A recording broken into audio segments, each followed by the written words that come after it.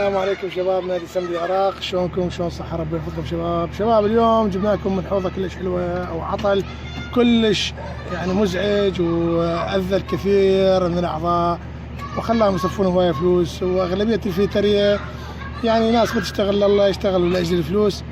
فشباب عند اغلبية الاعضاء تصير مشكلة اللي هي الدوانز، يصير باغلب السيارات دوانز. اول شيء مشاكل الدوانز، اول مشكله عندك يصير اختلاف بسنتر القايش يسوي دوانز عندك، اذا عندك بلك واقف يسوي عندك دوانز، اذا عندك واحد من المجاول واقف يسوي عندك دوانز، او مختلف عندك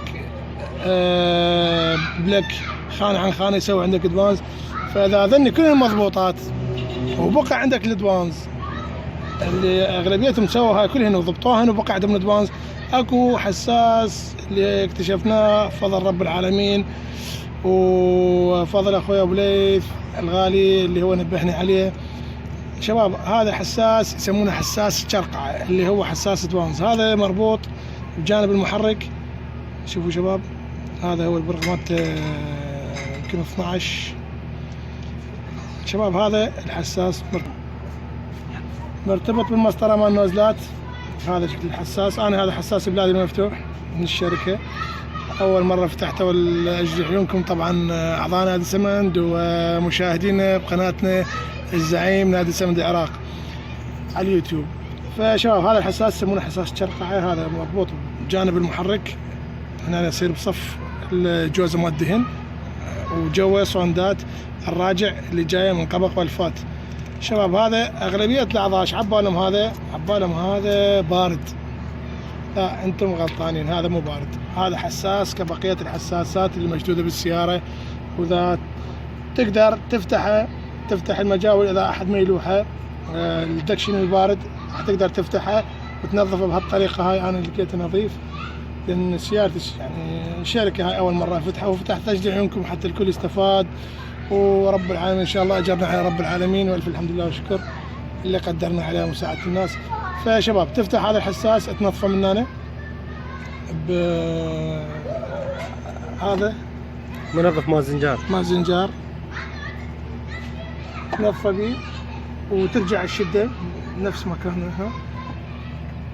وهسه اقول لكم شنو وظيفة هذا الحساس. شباب هذا الحساس وظيفته اللي هو مرتبط بالجوزة، مرتبط بفيشة ويا تشوفونها شنو هذني الفيش مال النوزلات، هذا مرتبط مباشرة بالفيش مال النوزلات. هذا شغلته اذا السيارة دقت دوانز راح يعطي ايعاز من عنده من مكانه، هذا راح يعطي ايعاز للعقل ان يزيد الصرف حتى لا يصير احنا بالعامية جماعتنا يقول لك اساقيه حتى لا تدق دوانز. هذا هو شغل المساقاه بالضبط، هو راح يساقي البنزين اللي يوصل للنوازلات حتى يروح عندك الدوانز. زين، فإن شاء الله استفادتوا من هاي المعلومة، وتحياتي إلى جميع أعضاء نادي سمند العراق وإلى جميع مشاهدينا على قناتنا على اليوتيوب الزعيم نادي سمند العراق، وتحياتي إلى أدمنيتي كافة من الشمال للجنوب، أخوكم مدير نادي سمند العراق الزعيم أحمد أبو نمر التميمي. تحياتي للجميع في امان الله، وشكر وتقدير اللي مصور الضلع توران اللي تعبت وياي وصورني، واشكرك. تسلم لا زعيم لا زعيم.